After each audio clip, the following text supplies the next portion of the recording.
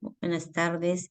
Hoy día continuando con el tercer día de exposiciones de este curso referido a accesos vasculares, vamos a compartir el tema sepsis asociada a catéteres percutáneos en el neonato. Vamos a empezar pues viendo pues que cómo es la piel del neonato, ¿no? Cuáles son sus características pues de acuerdo pues a la edad gestacional. Entonces, la piel pues del neonato por su inmadurez, ¿no? Es sensible a estímulos dolorosos, a estímulos táctiles, de origen mecánica, de origen química. Entonces, realmente la piel es muy sensible a todos estos estímulos. Eh, Generalmente, pues cuando nace el bebé, nace pues prácticamente propenso a adquirir cualquier infección del medio ambiente. ¿Por qué? Porque recién al cuarto día el pH de la piel se torna ácido y con ello pues estaría adquiriendo propiedades bactericidas para poder contrarrestar cualquier tipo de infección. También son más susceptibles pues a adquirir una sepsis por el portal transcutáneo, porque la piel es frágil, es delgada y propensa pues a que cualquier microorganismo pueda pues contaminarlo. Es permeable a bacterias e inerme a la absorción percutánea de agentes tóxicos. Por ello, también tenemos que tener mucho cuidado a la hora de aplicar cualquier tipo de antiséptico, porque fácilmente podría pues dañar al recién nacido. Ahora, los recién nacidos, los prematuritos, dada a su inmadurez, pues carecen de protección y son rápidamente colonizados. ¿No? Se ha visto en estudios que pueden ser colonizados entre el segundo y séptimo día postnatal por bacterias, ya sean en su mayoría por bacterias gram negativas, ¿no? Como los Staphylococcus, ¿no? Y la Candida albicans. Ahora, cuanto más inmadura es la piel, pues los riesgos de daños aumentan, ¿no? Se incrementan debido pues a la inmadurez pues de ella, ¿no? Según la epidemiología, pues traída por la red neonatal del Instituto Nacional, ¿no? del Niño y Cuidado Humano, nos dice pues de Estados Unidos, nos dice pues que el 29% de los recién nacidos, ¿no? Entre 25 y 28 semanas de edad gestacional, ¿no? Tienden a tener mayor predisposición a infectarse, ¿no? Y ellos, en comparación con el grupo de mayores de 25 a 25 semanas, ¿no? Son más propensos, ¿no? El índice de infectarse es mucho mayor, un 46%. Ahora, de acuerdo a ello, ¿no? Las infecciones relacionadas con los catéteres son la tercera causa de infección nosocomial en nuestro país. Dentro de ellas, las más habituales, las más comunes son pues las bacteriemias no natales, ¿no? Estas constituyen entre el 21 y 56% de total de complicaciones por sepsis en estos tipos de pacientes. Ahora, viendo un poco, actualizando los conceptos sobre infecciones en relación con el catéter, pues tenemos pues que lo más común, lo que vemos de repente más en el día a día, ¿no? Como es la flebitis. La flebitis pues vendría a ser la inflamación en el punto de salida del catéter. Se observa pues todo lo que son las características como el calor, el rubor, ¿no? El dolor, ahí la zona está indurada y está eritematosa, ¿no? Eso son las características de una flebitis. La colonización del catéter, que vendría a ser pues toda la contaminación en la parte de la luz del catéter, ¿no? Por microorganismos, sin que se observen signos clínicos de infección. Y si se toma hemocultivo, este puede salir negativo. Por tanto, pues el crecimiento de colonias en general vendría a ser pues menores a 15, en 15 unidades, ¿no? De colonias formadoras. Ahora, en cuanto a la infección del punto de inserción, pues esta se puede detectar pues en los dos últimos centímetros de la salida del catéter con un endurecimiento de la piel o puede haber eritema. También puede relacionarse con fiebre, con pus en la zona. El cultivo puede realizarse con frotis de la piel en el punto de inserción. Lo otro que también se podría ver es la bacteriemia relacionada con la infusión, y esto vendría a ser propiamente del líquido que se está infundiendo, ¿no? De la forma como se preparó, no cumpliendo con técnicas de asepsia, no bajo un flujo laminar, que podría pues protegerlo. Entonces, estos pues se observa pues que hay un crecimiento de microorganismos, ¿no? Y a la hora de tomar el hemocultivo, pues se debe de ver pues qué tipo de microorganismo está creciendo, ¿no? Y a la par tomar también un hemocultivo periférico para poder contrarrestar. En cuanto a la bacteriemia asociada al catéter, para diagnosticarlo, pues es necesario sí o sí un hemocultivo, ¿no? De resultado positivo en sangre. En caso de no contar con un cultivo, se determina pues la existencia de bacteriemia si es que hubiera signos clínicos, ¿no?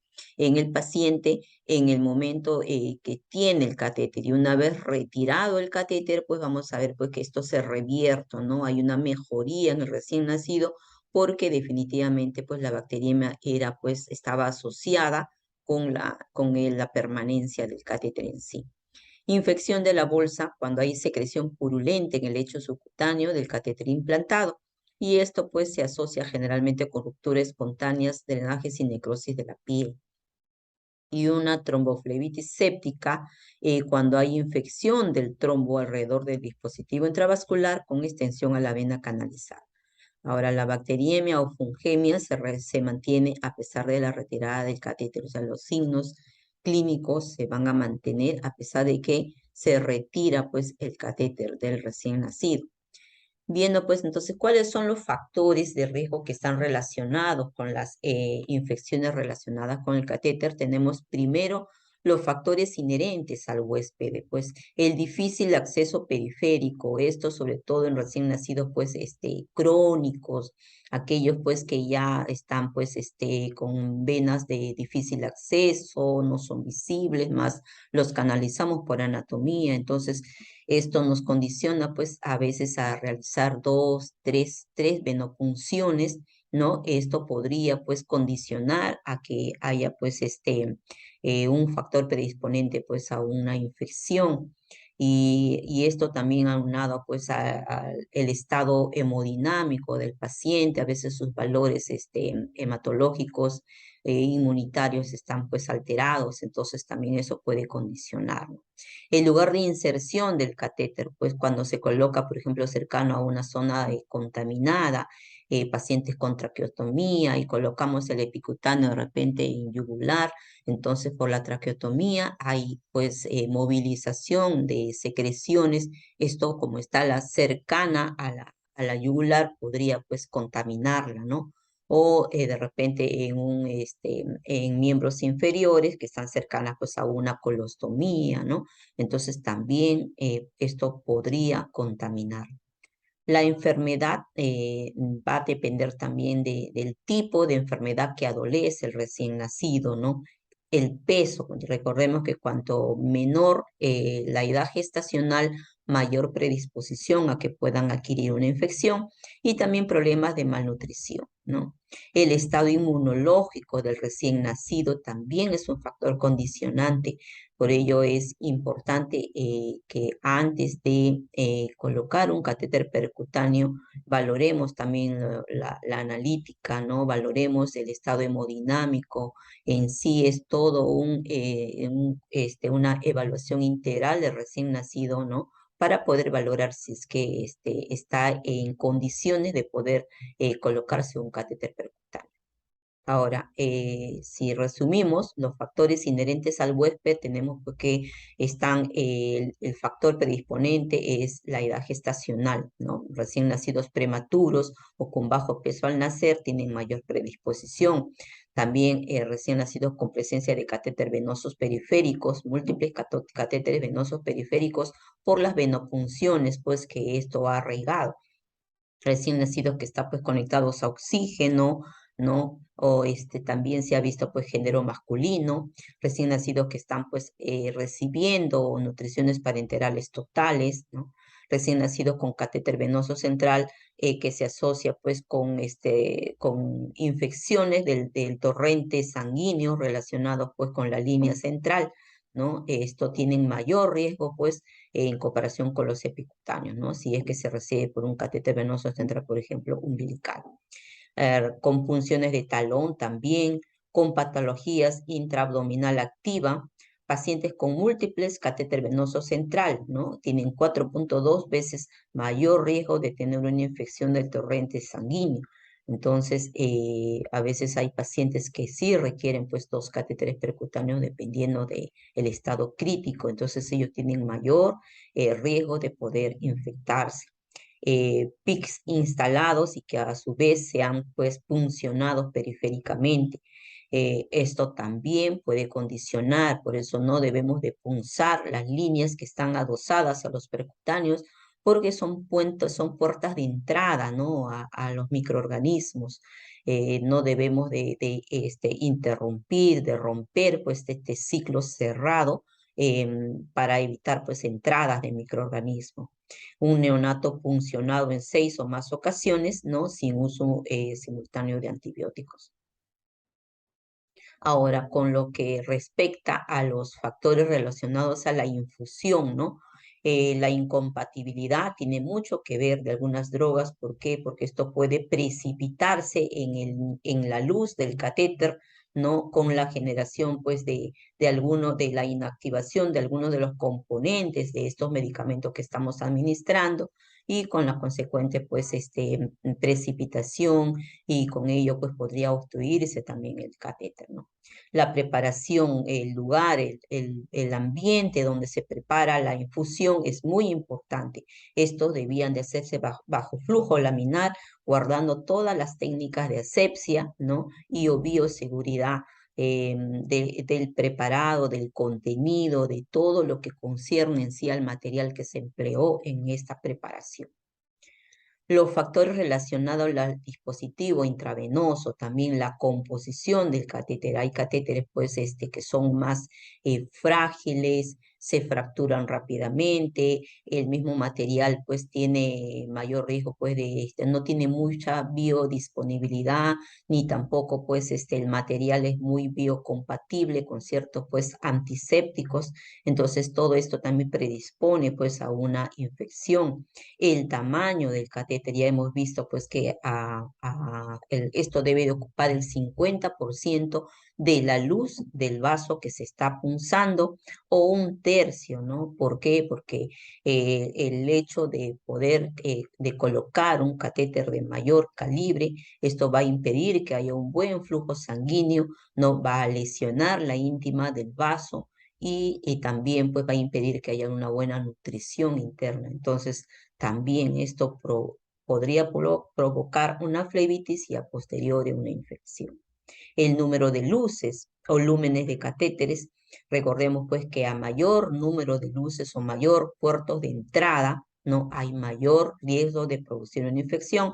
Por eso, dependiendo de la cantidad de soluciones que vamos a administrar del estado crítico, debemos de pues concientizar en cuántos lúmenes como máximo podemos pues colocar en este percutáneo, ¿no? Generalmente a veces son mono, ¿no? Monoluz o como son los bioconectores de doble luz.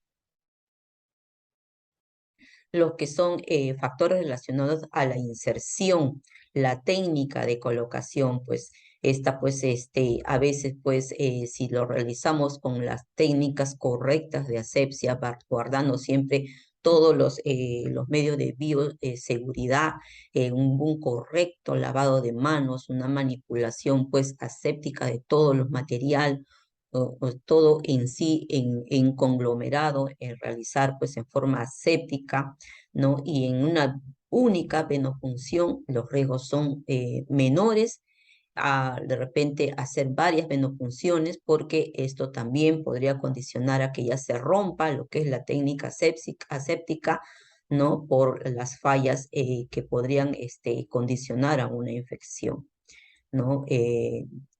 la ubicación del catéter, ¿no? La incidencia de contaminación será mayor en las extremidades inferiores y menor en la parte superior.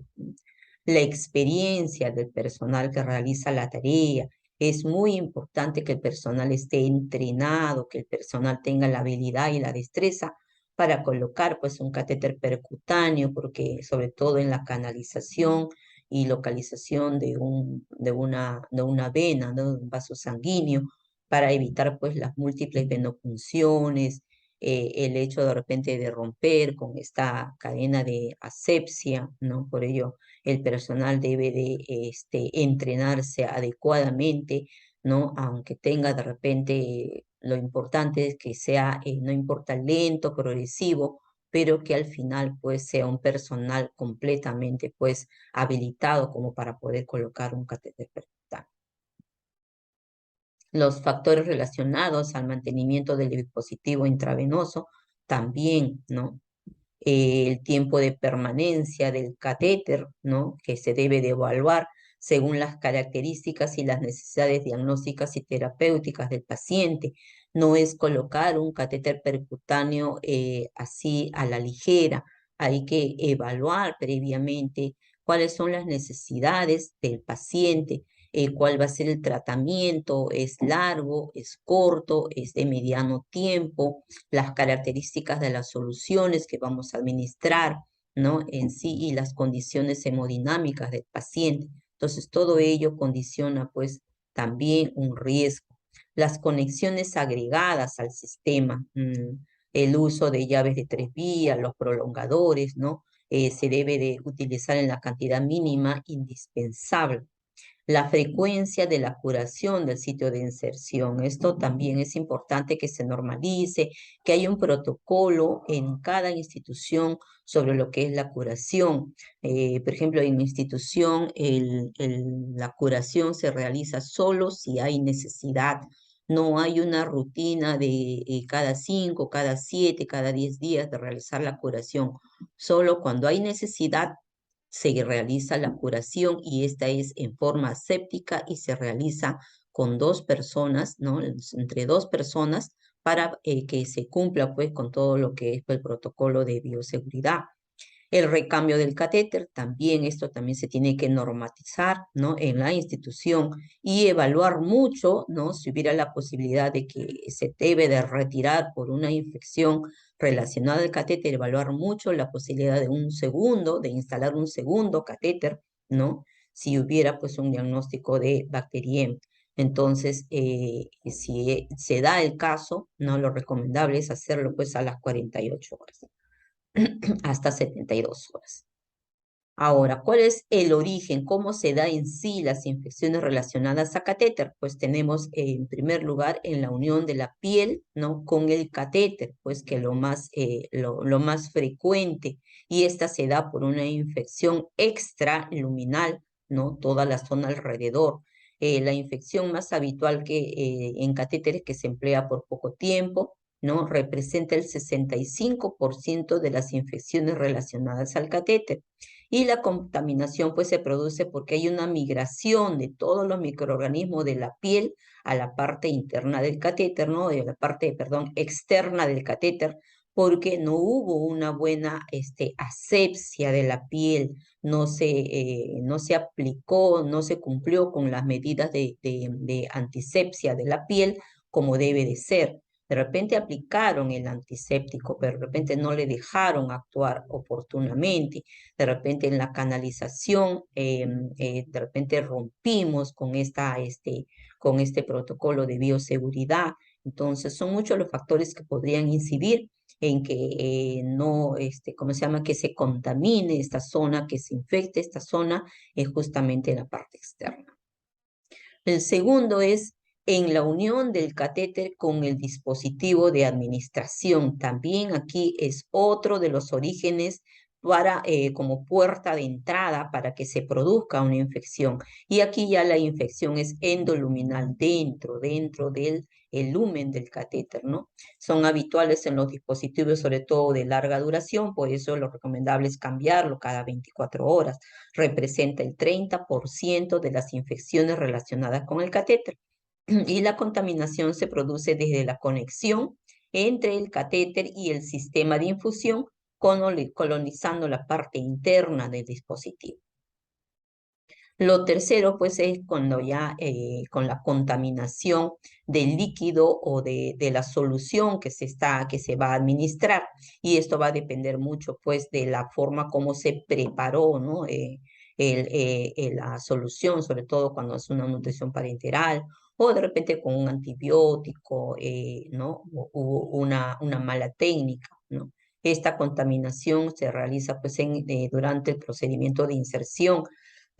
La técnica séptica fue insuficiente o inapropiada, ¿no? Y la contaminación hemática está relacionada con brote remoto, ¿no? Entonces aquí se debería de hacer un cultivo de la solución y así como también del torrente sanguíneo. Ahora, ¿cuáles son las prácticas erróneas, ¿no? que se debían evitar en el manejo de las soluciones parenterales en los países, en desarrollo, como por ejemplo el nuestro, ¿no? Las enfermeras a veces no tenemos una área adecuada. Preparamos en el ambiente, ¿no? En un coche que nosotras mismos los desinfectamos, ¿no? Entonces, no hay un lugar que sea de repente adecuado, libre, limpio, como para poder preparar nuestras soluciones. Y menos aún no tenemos una campana de flujo laminar que podría asegurarnos que esta preparación sea en forma séptica, pero esto no quita a que la forma como lo preparemos, pues nosotras en el ambiente, a pesar de que quizás no tengamos los materiales habituales, no tengamos los medios, ¿no? El ambiente no sea el apropiado, nosotros como enfermeras tenemos que procurar que nuestro ambiente desinfectarlo oportunamente, adecuadamente, ¿no? Usar en la medida de lo posible todos los guantes quirúrgicos, un frasco con solución exclusivamente para el paciente y descartarlo una vez usado. Nosotras somos las que tenemos que salvaguardar lo que es la preparación y la administración de las soluciones. Ahora, también existen fallas en la técnica séptica durante la preparación de las soluciones, incluyendo el lavado de manos. El lavado de manos no debía de realizarse en forma errónea, ¿no? Con una mala técnica. El lavado de manos es crucial y nuestra regla de oro para evitar las infecciones. En canalizaciones fallidas también, a veces por falta de material se usa el mismo catéter. Esto tampoco, el catéter es descartable con una sola venopunción, se debe de descartar. Ahora también se ha visto pues que se emplea una misma botella de solución para lo que son las diluciones. Entonces, esto también debía de descartarse. Las botellas se mantienen abiertas durante un turno, 6 horas, y esto también pues es una fuente de contaminación, a pesar de que sean 6 horas, es de todas maneras se puede contaminar, más aún si empleamos una mala técnica en la manipulación. También la falta de protocolos o guías para el manejo, almacenamiento de medicamentos y soluciones parenterales.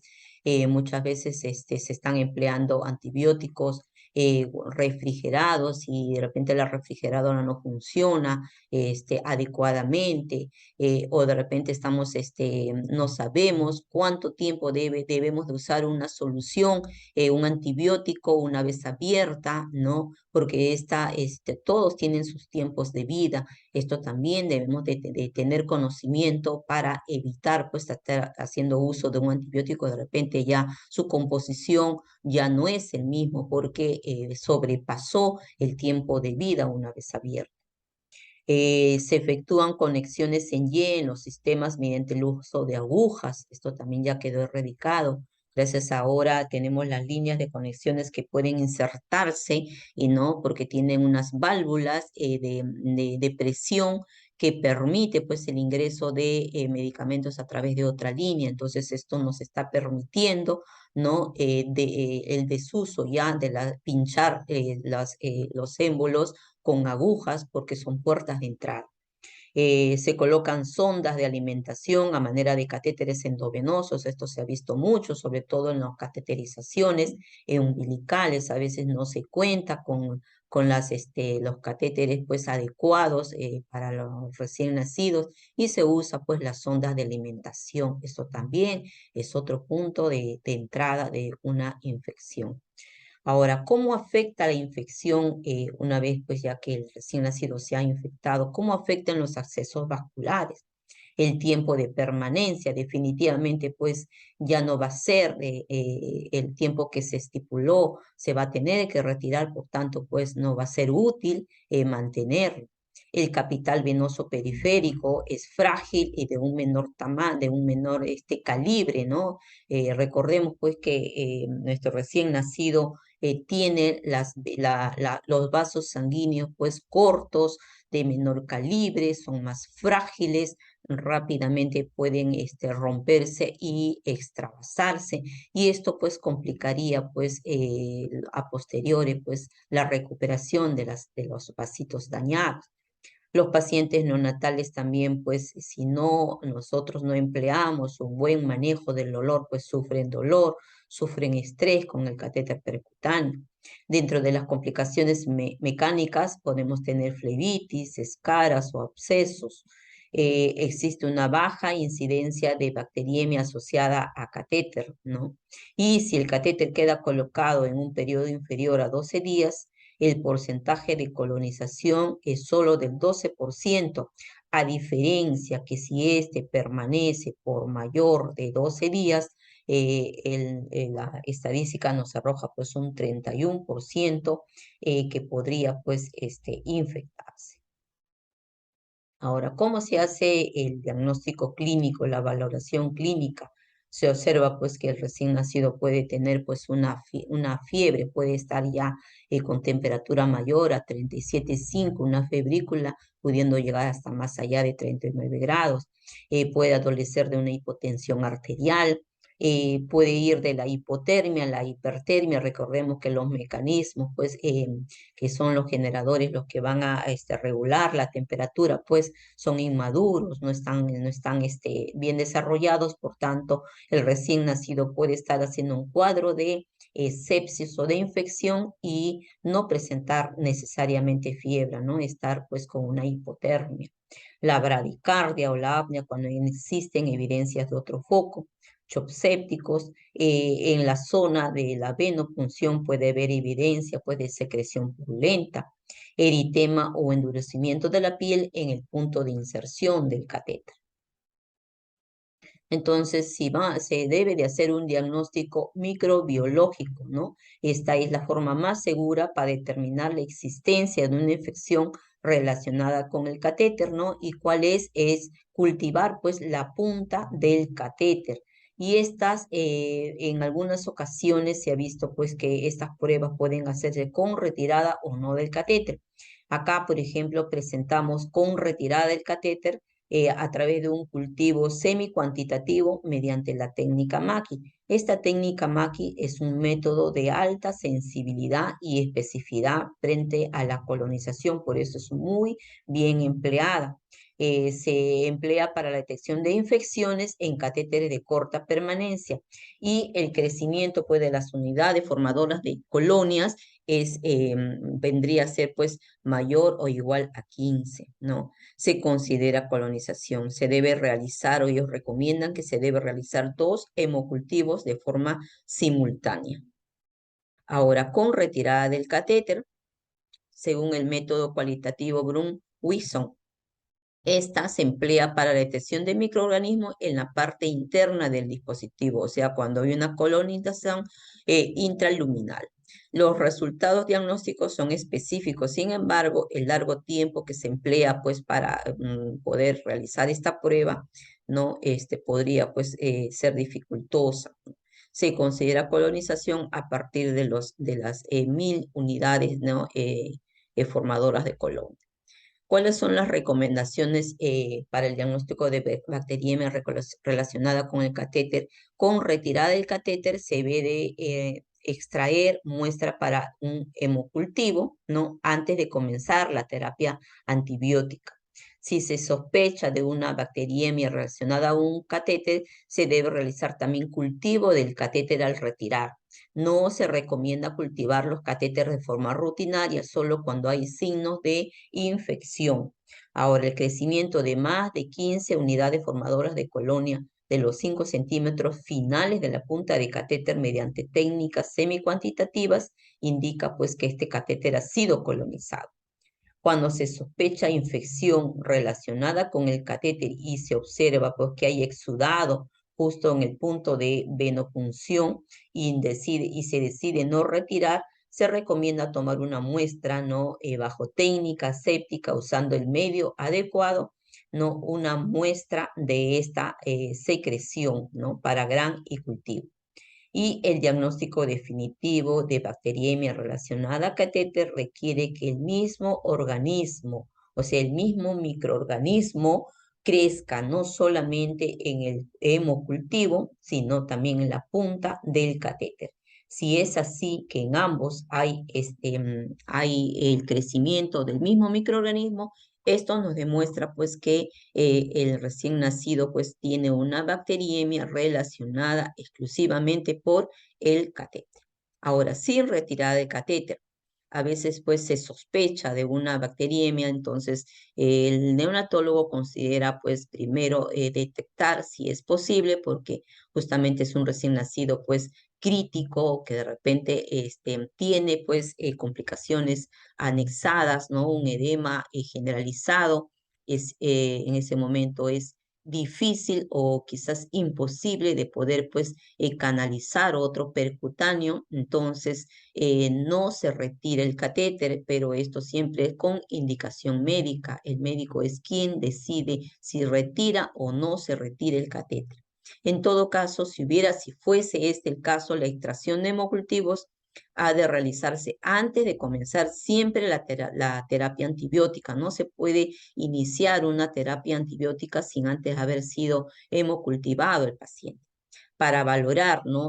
Una bacteriemia relacionada con catéter sin retirada de catéter, ha de realizarse muestras de sangre, una con el dispositivo con el que se sospecha y otra de una vena periférica, ¿no? El diagnóstico definitivo, pues, de bacteriemia requiere que el mismo organismo crezca en ambas muestras. Si no se pudiera extraer sangre periférica, se recomiendan más de 2 muestras por diferentes luces. O sea, hay catéteres que pues hay buenos retornos. Se puede a extraer, ¿no?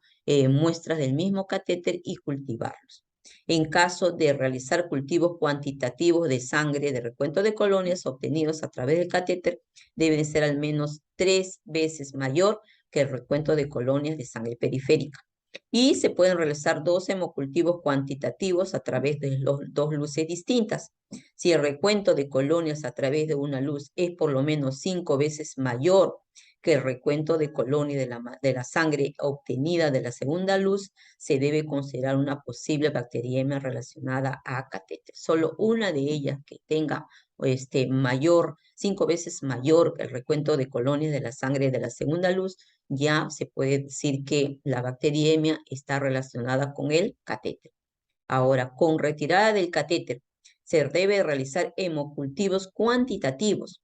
Estos se realizan, ¿no? Extracciones de sangre a través de la venopunción y del catéter con sospecha de infección. O sea, es simultáneo. Se realiza una extracción de muestra periférica para un hemocultivo y también extrayendo sangre del catéter, ¿no? Es simultáneo. Se calcula el cociente entre ambos cultivos y si es mayor o igual a 3, existe infección. Con cultivos superficiales semi-cuantitativos, este método de alta sensibilidad al valor predictivo negativo elevado permite descartar también infección relacionada con catéter si el número de unidades formadoras de colonias se encuentra por debajo de 15. Ahora, solo en un 14 a 25% de los catéteres con fecha de infección se confirma la colonización a través de pruebas microbiológicas, ¿no? Bacterias complejas que presentan sepsis graves, tromboflebitis supurada, osteomielitis, shock sépticos y hemocultivos positivos a las 72 horas. cuando se encuentra secreción purulenta en el punto de inserción del catéter, cuando hay confirmación de infección persistente pasada 72 horas, ¿no? Ahora, también se recomienda en caso de infección por Staphylococcus aureus, enterococos, bacilos gram negativos, hongos o mucobacterias en catéteres de larga estancia, excepto en caso de que no pueda ser canalizada una nueva. Entonces, ¿cuándo se debe retirar el catéter? En caso de que se apueste por mantener el catéter, las recomendaciones aconsejan pues un sellado antibiótico. Generalmente esta técnica, ¿no? A la antibioticoterapia sistémica, ¿no? Consiste en iniciar antibióticos de amplio espectro de acuerdo a la lectura de hemocultivos y de acuerdo pues al resultado del antibiograma. Esto también es decisión del neonatólogo. Ahora, ¿cómo en sí es la toma de hemocultivo? La toma de hemocultivo, recordemos pues que es un procedimiento 100% aséptico y que se debe realizar entre dos personas, enfermera y técnica de enfermería. Es crucial previo a la toma, a todo lo que es el proceso, el lavado de manos, un lavado de manos clínico, el uso correcto de las medidas de barrera, gorro, mascarilla, mandilón estéril, los guantes estéril y todo lo que corresponde pues al campo fenestrado que vamos a emplear en la mesa, que vamos a colocar el material y otro campo que también va a cubrir a nuestro paciente para un campo estéril para evitar contaminar, ¿no? La asepsia de la piel también es otro punto muy importante, ¿no? La antisepsia de la piel que se debe realizar con clorexidina acuosa al 2%, previa a la colocación de la compresa fenestrada estéril en la zona de punción. Dejar actuar el antiséptico también es otro dato importante, porque si realizamos la antisepsia de la piel y inmediatamente venopunzamos, no estamos dejando actuar el antiséptico adecuadamente, por tanto, pues no podría asegurarse de que no haya una contaminación previa. Entonces, el volumen mínimo de sangre a colocar en cada frasco de hemocultivo es de 0.5 mililitros en caso de recién nacidos prematuros y 1 centímetro en recién nacidos a término. Ahora, el momento adecuado debe ser cercano al pico febril, pero no durante el mismo, siempre y siempre antes de administrar antibióticos. Si el paciente está recibiendo antibióticos, ¿no? Se debe de tomar la muestra lo más lejano posible de la próxima dosis para, sobre todo, pues, evitar, pues, que tomar la muestra justamente cuando está actuando, ¿no? El antibiótico. Se debe rotular la muestra en forma clara y completa, ¿no? Con los datos del paciente, la hora y el personal que lo tomó. La evolución clínica del paciente condicionará la permanencia o no del catéter. El resultado de hemocultivo obtenido después de las 48 horas nos va a permitir pues ya iniciar tratamiento. Es la primera lectura. Las muestras se conservan y se transportan a temperatura ambiente hasta llegar al laboratorio de microbiología donde va a ser pues incubada ya este frasco, ¿no? De hemocultivo, ¿no? Y esto va a depender mucho pues del tipo de laboratorio y el tipo de frasco de hemocultivo que se está tomando. Hacer seguimiento a los resultados del hemocultivo hasta su siembra total y lectura del antibiograma también es muy importante para poder corroborar si la primera lectura fue eficiente, creció más colonias, ¿no? Y el antibiótico que se está usando pues es el idóneo, ¿no? Para poder contrarrestar la infección.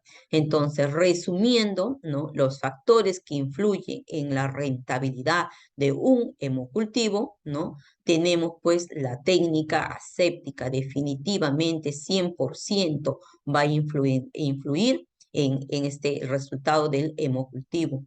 La dilución y el volumen de sangre que se va a extraer también es muy importante saber que se extrae medio centímetro en un recién nacido prematuro y 1 centímetro en recién nacido a término. Una vez extraído, colocar pues en el frasco y suavemente pues mezclarlo, no agitarlo bruscamente. el número, intervalo y momento de extracción. Ahora, lo recomendable pues son dos tomas de hemocultivos para poder corroborar y asegurar pues que el resultado sea el fidedigno. Pero a veces por cuestiones de costo, ¿no? De disposición del material, se toma un solo frasco, ¿no? El transporte y procesamiento, una vez tomada la muestra, el transporte y el llevar al laboratorio debe ser de inmediato, previamente, pues rotulado y conservando, pues también, ¿no? Todas las medidas de aseguramiento del frasco en este transporte. La información precoz también que se debe de dar pues al familiar, qué cosa es lo que se está haciendo con su familiar, que se está, ¿no? Y además también pues la lectura por parte también de los resultados también es muy importante, la correcta interpretación y el seguimiento. No conformarnos con una primera lectura, hay que esperar hasta la lectura, la definitiva, para poder asegurar pues que el tratamiento que le estamos dando es el idóneo. Ahora, las medidas preventivas. ¿Cuáles son las medidas preventivas para prevenir una infección relacionada con catéter? Antes de la colocación del dispositivo, pues se debe de evaluar cuáles son las necesidades reales, si es sí o sí se debe de colocar, por qué lo debo de colocar, cuáles son las complicaciones a posteriores que puede traer. Entonces, es necesario pues determinar si es que es crucial colocar o no colocar el catéter en el recién nacido, ¿no? Y una vez colocado, pues estudiar la necesidad, ¿no? Si ya se puede retirar o mantenerlo todavía. La formación del equipo de enfermería, ¿no? En el procedimiento de inserción y de mantenimiento del catéter. Ya hemos conversado esto de que es importante, pues, que nosotros asumamos este compromiso de preparación, de adiestramiento, ¿no? Para poder asegurar, pues, que este procedimiento sea en forma efectiva. La higiene de manos antes y después de cada procedimiento y la manipulación del catéter y todos los dispositivos que en sí compete se debe realizar pues bajo técnicas asépticas, ¿no? Además también antes de la canalización del catéter es imprescindible cumplir con todas las normas de antisepsia de la piel, no solamente en la aplicación, es en el tiempo para que actúe el antiséptico, eso es importante. La desinfección adecuada y oportuna de los catéteres antes y después del cambio de los sets de administración, los conectores, los prolongadores, ¿no? Fluidos, soluciones parenterales también es importante. El uso de gasas o apósitos transparentes, semipermeables, que se colocan como protección, como para poder fijar el catéter. También estas, si observamos, pues, que se ha ensuciado, hay restos de sangre, se ha despegado, hay humedad, se debe de reemplazar previo a una curación para poder, pues, eliminar cualquier sustancia, ¿no? Que podría, pues, colonizar en la zona de inserción. Ahora, para la preparación de medicamentos, utilizar presentaciones de soluciones endovenosas, ¿no? De 50 y 100 mililitros para solamente que sea único y exclusivo para el paciente. Y una vez que ya se ha usado en la preparación del medicamento, descartarlo. Las ampolletas de vidrio plástico también, utilizarlo exclusivamente en el momento de abrirse y desechar el remanente, no guardar. Deberá garantizarse también la esterilidad del contenido durante la apertura. Se requiere de un trabajo en equipo, de una capacitación constante de todas las personas que estamos involucradas en lo que es el proceso de colocación de una línea central para hacer que esta mejore no solamente pues la calidad en la atención, sino también pues mejorar nuestras prácticas en nosotras mismas como personal de salud. ¿no? Y sobre todo, pues, para proteger a nuestro recién nacido, disminuir, pues, su estancia y, sobre todo, pues, evitar agregarle complicaciones, pues, que se podría evitar, sobre todo, que esté en forma iatrogénica, ¿no? Se requiere pues de una renovación también del arquetipo en el manejo de las terapias intravenosas, un enfoque asistencial rutinario, ¿no? O una atención basada en la detección oportuna, ¿no? De riesgos y ejecución de paquetes de atención preventiva. Ahora, existen evidencias científicas que avalan, pues, la prevención de infecciones del torrente sanguíneo, ¿no? Relacionadas a una línea central o infecciones asociadas, pues, a la atención de salud en neonatos. Entre ellas tenemos que el catéter percutáneo debe ser una alternativa al catéter venoso central en todas las unidades intensivas, ya sean pediátricas o natales, para poder prevenir las infecciones del torrente sanguíneo relacionadas pues a una línea central. Por eso es que una vez que ya se ha estabilizado al recién nacido, que de repente pues se colocó una línea umbilical, una venosa central, lo importante es pues reemplazarla con un catéter percutáneo, dada pues a que tiene menor incidencia de poder desarrollar una infección. Para el diagnóstico de infecciones del torrente sanguíneo relacionadas a catéter central, el cultivo de sangre extraído del catéter, la punta del catéter y los hemocultivos periféricos ya se ha determinado que son métodos eficaces para poder pues determinar si hay o no hay infección. El uso de las medidas de bioseguridad después de la higiene de manos y antes del contacto con el paciente, con la línea intravenosa, todas estas prácticas se asocian con menos infecciones del torrente sanguíneo por catéteres en bebés prematuros. Ahora, existe bajo riesgo de infecciones del torrente sanguíneo relacionadas con la línea central en epicutáneos y en catéter venoso central inactivos y que han sido instalados quirúrgicamente recién nacidos hospitalizados en los SIN, lo que justifica su mantenimiento, ¿no? Para el alta hospitalaria. El aumento del tiempo de permanencia no se ha asociado, ¿no? Según evidencia, con mayor riesgo de infecciones del torrente sanguíneo para los PIC. No se recomienda reemplazar rutinariamente los epicutáneos no infectados. La preparación adecuada de la piel y la técnica de inserción son factores fundamentales, ¿no? Para prevenir infecciones. Ahora se recomienda, pues, según evidencia, el uso de la clorhexidina, ¿no? Como un antiséptico de elección para poder, pues, evitar las infecciones. Y también, pues, el uso de vendajes de poliuretano, ¿no? Como son los apósitos semipermeables estériles.